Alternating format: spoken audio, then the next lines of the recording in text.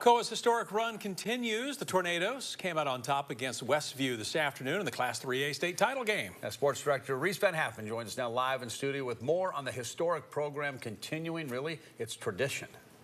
Yeah, Bo and Don, the Tornadoes have now won the state title 23 times in program history, which is the most in TSSAA history. Sam Rothman was at this afternoon's game and has more on how the 10th straight title has a nice ring to it.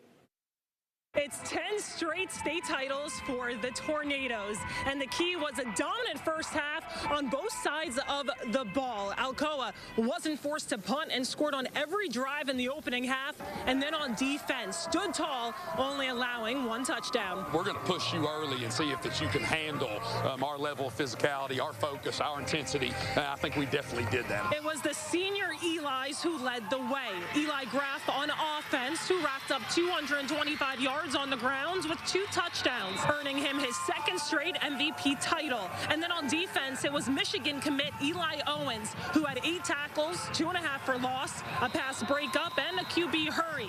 Great players, but even better people, according to their head coach. Eli Graff came to us a pretty good player. He made himself a great player. This kid has a 4.0. He's probably not had one discipline infraction. He's the hardest worker in the weight room. He doesn't show up late.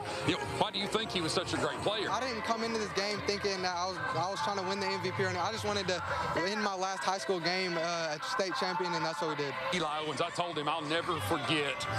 I've never had a player of his caliber be that unselfish. He could catch 15 balls a game if he wanted to, but people key on him so much, he opens up the rest of the offense, okay? But he comes out, he blocks his butt off. He played every snap today, never left the field.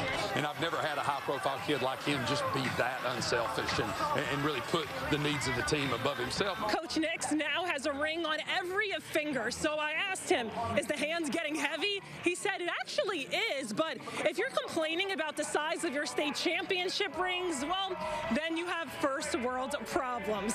Reporting here from the Blue Cross Bowl, I'm Sam Rothman. Thanks, Sam. The Tornadoes will look to win their 11th straight title in Class 4A next year. Alcoa moves up 1 class. Don.